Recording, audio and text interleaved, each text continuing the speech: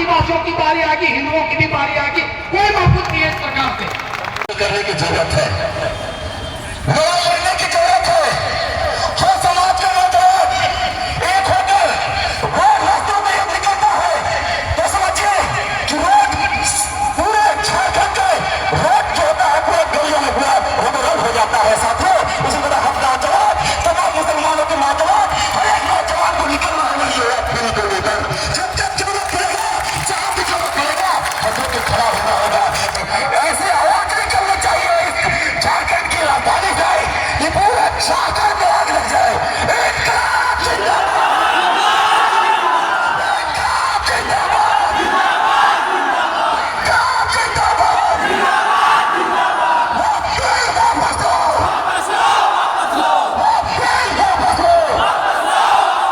मोदी सरकार जिंदाबाद, मोदी सरकार जिंदाबाद,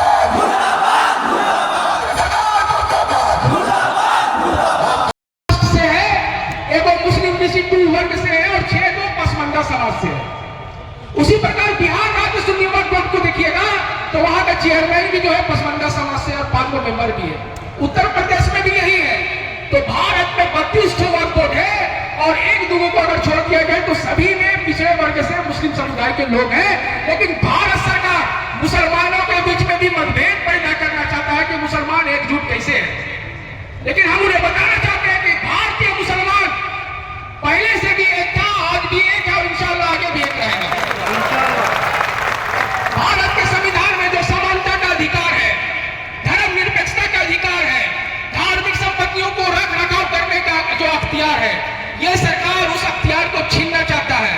वक्फ बाय यूजर जो था, जो हमारे पूर्वजों के द्वारा, राजा महाराजाओं के द्वारा, जो जागीरदार जमींदार ओहदार के द्वारा जो सादे कागज में वक्फ किया गया था, जो मौखिक रूप से वक्फ किया गया था, ये नया जो एक्ट जो आया है वक्फ एक्ट 2025, तो जिसमें हमारे मस्जिद है, मदरसा है, मीनार है, मजार है, कब्रिस्तान है, जो ईदगाह है, इस नए एक्ट से उसको छीनने की साजिश है, छीनने की प्रयास है। जो वक्फ बोर्ड को जो अख्तियार था, वो अख्तियार जो है कलेक्टर को और उसके ऊपर के अधिकारियों को दे दिया गया है। भारत सरकार ये बताए कि सरकार की संपत्ति सुरक्षित है या नहीं है।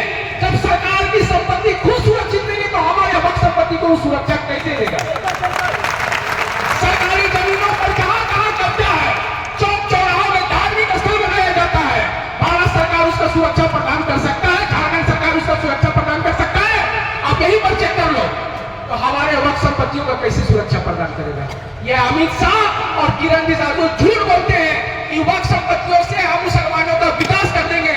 ये वही सरकार है जो हमारा प्री मैट्रिक स्कॉलरशिप छीनने का काम किया, प्री मैट्रिक स्कॉलरशिप छीनने का काम किया और यूपीए सरकार के द्वारा जो नवाटको कार्यक्रम लाया गया था उस कार्यक्रम को ये खत्म करने का काम किया।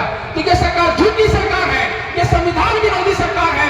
मुसलमानों की जो इस्लामिक परंपरा है, जो मान्यता है, जो भारत के संविधान में जो समानता का अधिकार है, उस अधिकार को ये सरकार छीनने का प्रयास कर रही है। लेकिन भारत के मुसलमान संविधान के साथ इनका जो कानून है उसको वापस करवाने का काम करेंगे। और मैं झारखंड सरकार को यह बात बताना चाहता हूं इस मंच के माध्यम से, इस संविधान के अनुच्छेद 245(2) में यह प्रोविजन है कि जनहित में अगर केंद्र सरकार के द्वारा अगर कोई कानून नहीं बनाया जाता है तो राज्य सरकार उस कानून को रोक के उसके खिलाफ एक नया कानून लाएगा। तो झारखंड सरकार की हेमंत सोरेन सरकार, हिम्मत वाली सरकार से भी मेरा गुजारिश है कि भारतीय मुसलमानों के लिए या झारखंड के मुसलमानों के लिए, झारखंड में 151 वक्फ की संपत्ति है, लेकिन भारत सरकार बोल रहा है कि 658 की वक्फ संपत्ति है। हमको भी पता नहीं है कि 658 संपत्ति कहां है।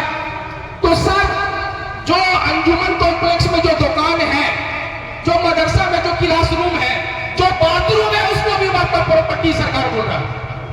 बाथरूम को बोल रहा है वक्फ प्रॉपर्टी है, तब तो मदरसा में बाथरूम होगा, कुइयां भी होगा, तो उसको भी बोलेगा वक्फ प्रॉपर्टी। कब्रिस्तान बोल रहा है कि 22 एकड़ जमीन है रांची शहर में, अरे तो 22 एकड़ कब्रिस्तान है, रातों रोड कब्रिस्तान, उसमें मॉल बनवाते हैं हम, उसमें कॉलेज बनवाते हैं हम। तो ये कॉर्पोरेट को कब्रिस्तान, ईदगाह सब देने का प्रयास कर रहा है। इसलिए इस बिल का हम लोग कानून का विरोध करते हैं।